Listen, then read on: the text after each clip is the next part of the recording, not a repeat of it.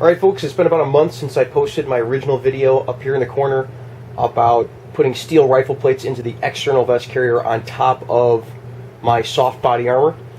And today I am going to have to kind of shit or get off the pot because I've got them pinned into place right now and I need to start sewing things because I have to be able to wash the carriers that I'm carrying the body armor in. So I've got this external carrier and then there's a carrier underneath it that keeps the soft panels, and on that soft panel carrier I've managed to pin in place a steel rifle plate. They weigh about 7 pounds between the two of them. I kind of made the joke that I would just lose 7 pounds, which I should probably do anyway, and that didn't happen. I did lose 3, so I guess that's a plus. I took care of most of one plate, and I'd rather carry the steel around than more fat anyway. But that's what I'm doing today. I'm going to show you what they look like, what I ended up dealing with after I moved the pins around and shifted around where the plates were at, and then show you what kind of my final solution to this problem is probably going to be.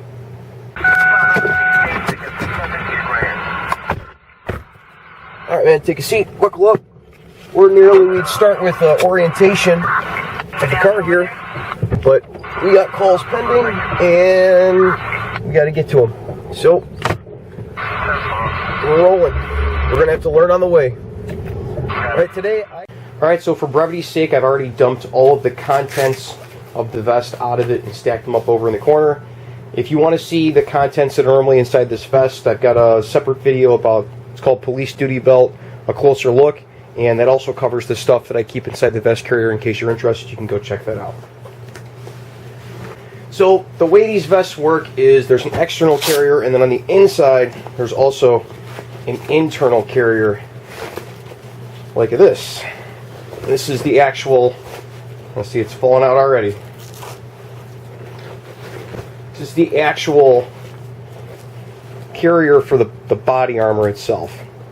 So this is the steel plate, and here's the plate pocket. Now these plate pockets originally designed to carry small K30 plates, which is a steel ballistic plate, and they'd sit down inside 2 channels of stitching along this plate pocket, or a larger K30 plate or soft trauma plate like this one.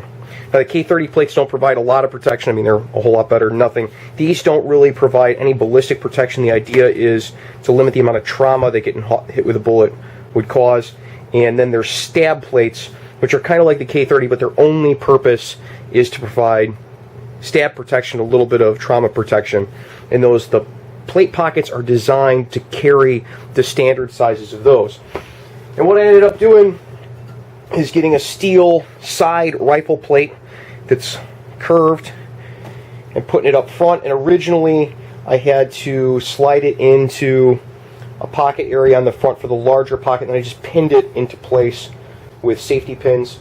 Safety pins worked all right, and what it allowed me to do is shift the location of the plate around until I could find a spot which was comfortable for me, that didn't show very much and didn't create wear spots where the corner of the plate was poking through the carrier. And this is kind of what I ended up with. I ripped the stitch on one side of the plate pocket so that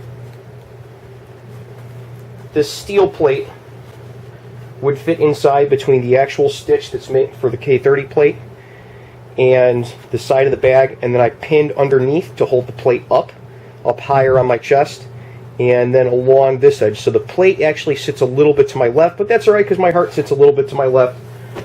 Or at least that's what I remember from college anatomy physiology, which I'm pretty sure I got a D in. But it's working out pretty well, and it's not showing really badly, at least not in the front. And so we're going to give it a go of sewing this into place. I can take the weight, and it makes me feel a little bit safer having the ballistic protection at least directly over, you know, my vitalist organs. I figure if I take it in the gut or the lung, I got a good chance at living. If I take it, you know, in the heart, people haven't been having a real good go of it lately, getting shot in the heart. So I'm going to keep them, and I'm going to take these bobby pins out, and I'm going to sew it in. And to keep this from being super boring, I think I'm just going to do that, and you can trust that I did it, and I'm going to show you the end results here. Alright, so that took significantly longer than I thought it would, but this is kind of our end result. I just drew a line with pen along where the pins were, took the pins out, and then I stitched a line at the bottom, kind of triple stitched that across, and then stitched the line up the side with a little extra space so that the plate can slide in and sit up high like that, so it gets up nice and high on my chest. And I think that might be kind of the permanent solution for this. We'll see how it goes. Now at least I can wash this, because with the pins in I was afraid to wash it because they'd rust in place and then it just caused more problems or start getting rust stains all inside the body armor, and I don't know what the chemicals do or any of that, but now I can wash it, and I got the plate in, and so I'm a little better protected, and it only weighs 7 pounds. I'm going to work on those other 4 pounds I need to lose. So everybody was wondering how that worked out. That's how it did. If you like this type of content, check out the Patreon page up here. Got a lot of stuff that gets put up on the Patreon page early. This video should be rendered up there about 3 weeks early, so you could have seen this 3 weeks ago if you were a Patreon supporter at the $1 level. And you guys be safe out there. We'll see you next week. Now I got to sew the other side. Oh. Well, if you like that video, go ahead and subscribe, because there's a whole lot more to come.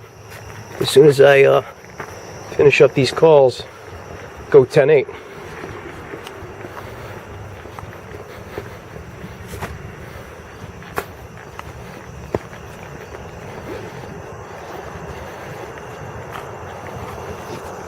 County 291. 291.